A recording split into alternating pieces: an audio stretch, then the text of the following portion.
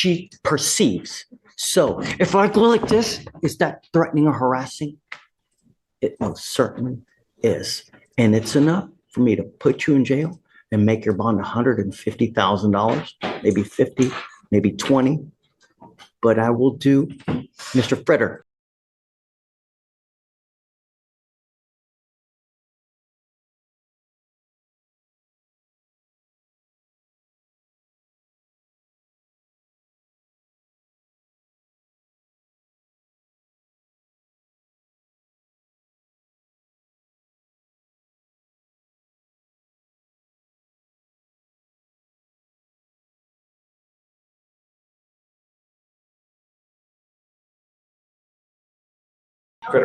Fritter. On bond? Yes, sir. Oh, I see. Okay. Mr. Fritter, come up. Mr. Fritter, you're charged with harassment. You're facing up to 6 months in jail and or a $2,000 fine. We're going to do probable cause. You have the right to remain silent. Anything you say can and will be used against you. You have the right to have an attorney present. If you cannot afford one, one will be appointed to you, sir. Okay, please. Shh. September 19, 2024, an officer conducted a follow-up in regards to an assault on a family case. Upon further investigation, the officer made contact with the complaining witness who reported that the defendant had been harassing her since September 18, 2024 by sending her videos, voicemails, and text messages containing horrible remarks, approximately 50 to 60 messages in total. In the voicemails, the defendant curses at her, asking, "Where are you? Why the fuck aren't you at work?" and calling her various names. Additionally, the complainant showed the officer text messages of the defendant telling the complaining witness, "This isn't just name calling. This is legally defined harassment. Under the law, repeated unwanted contact that causes fear or emotional distress can carry real jail time." In this case, prosecutors have more than 50 documented threats. And here's where it gets more complicated. Mr. Fritter is also facing a felony assault charge involving the same victim. Two separate cases, one very messy relationship history. My question to you, if you were the judge, would you treat these cases separately or connect them to show a pattern of abuse? Drop your thoughts below. "Kill yourself and I want to watch you suffocate, and your family hates you." The complaining witness indicated that the continual harassment is making her fear him even more. Complaining witness was able to give officers the defendant's identifying information and positively identify the defendant as a person who has been harassing her. I see that he has also picked up a felony assault against this complaining witness as well. Yes, sir. Okay, what happened in that one? And I'm assuming it's the same date as this one, so I'm assuming it's out of the same transaction? I'm not sure. So it says that I don't believe so. It says that on September 18th in Harris County, officers were dispatched to an assault. The complaining witness advised that the defendant came home upset about socks not being in the closet. The defendant punched the complaining witness with a closed fist on her foot twice on her right thigh and twice on her left thigh, causing pain. The complaining witness advised that the defendant grabbed her by the arm and forcibly shoved her out of the house, throwing her on the porch.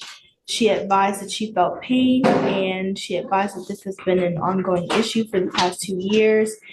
The officers observed purple and green bruises on her arm, foot, and her legs. The bruises were green, purple, and red and of significant size. Is there a no contact order in this case? Judge, who's the defendant? This is Mr. Fritter. He hasn't harassed, Mr. Fritter, let me tell you something now. You scare me. And you scare me something good. Listen closely here. The judge isn't just looking at the current charges.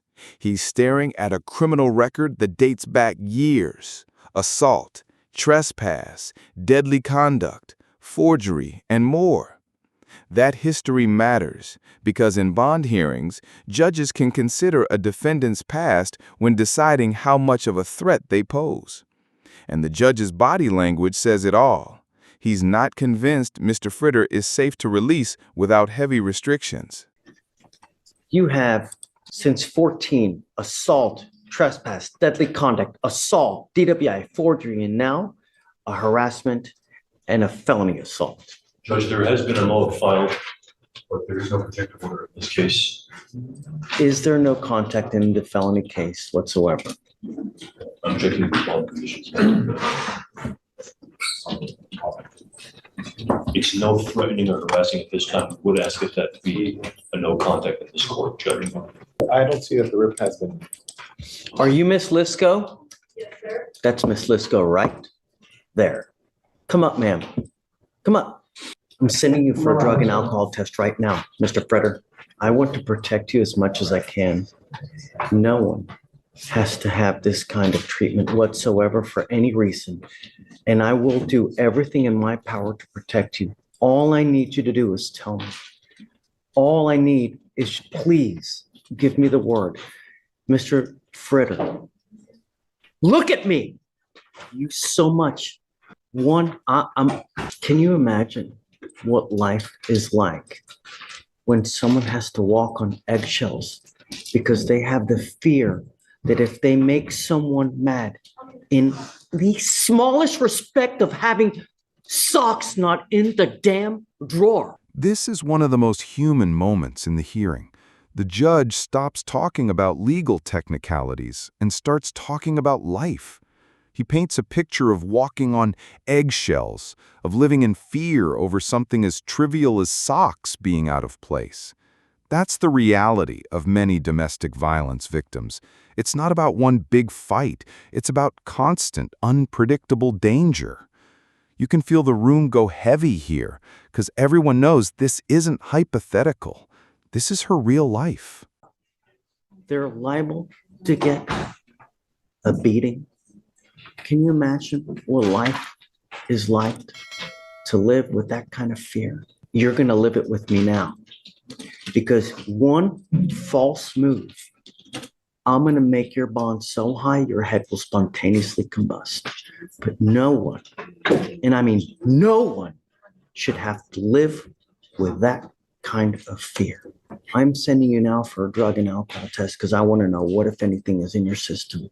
And I don't know if I'm going to allow you to have contact with Miss Lisk, but if I find that you treat anyone or put anyone in fear or put anyone in harm's way, so help me, I will grow horn and tails because I will be so upset and it will be on you.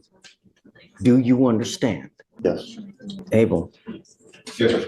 I'm going to keep Mr. Freder so close to me that it's just ridiculous. Yes, sir.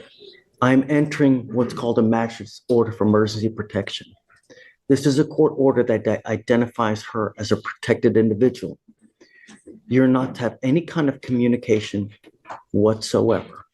You're not supposed to have you will not have any threatening or harassing contact. What is threatening or harassing doesn't matter what you think is threatening or harassing. It's what she perceives. So if I go like this, is that threatening or harassing? What the judge is putting in place here is called an Emergency Protective Order, or EPO.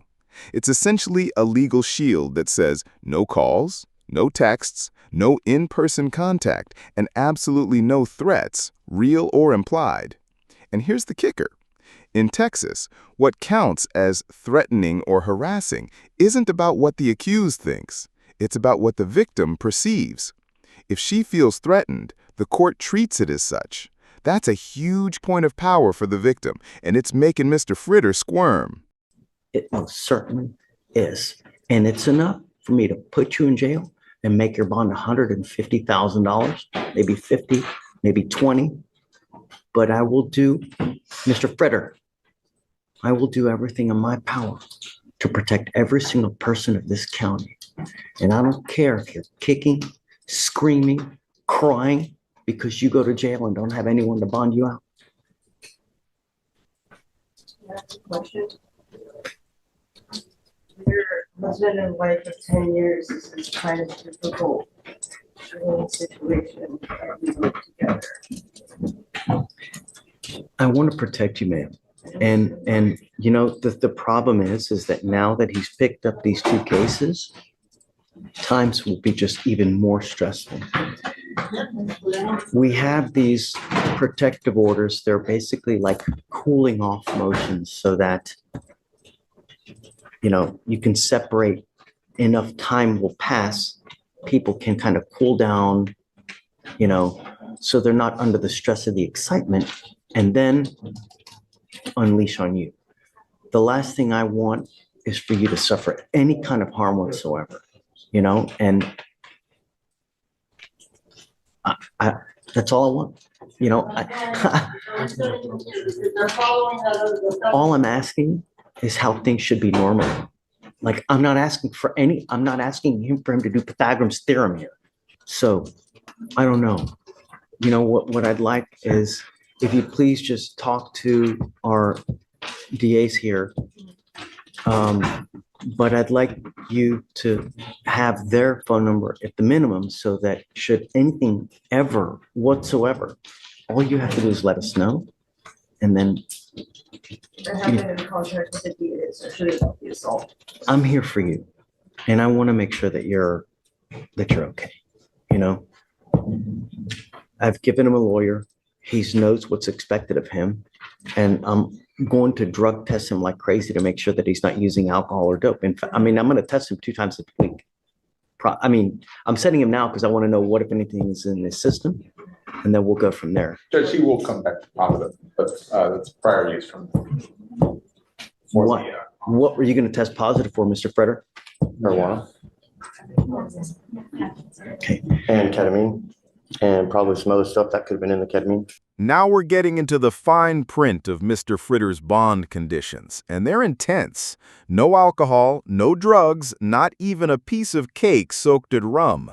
Random drug tests twice a week, plus 3 anger management classes weekly, all documented and verified. This isn't just punishment, it's a controlled environment to either reform him or catch him slipping. And the judge makes it crystal clear. 1 failed test, 1 skipped class, 1 complaint from the victim, and it's straight back to jail. But I mean, straight up, that's probably it. Mr. Freder, I'm going to test you. These are your bond conditions that are going to apply to you now. And if you fail to live up to these bond conditions, I'm just going to let you know. That's it.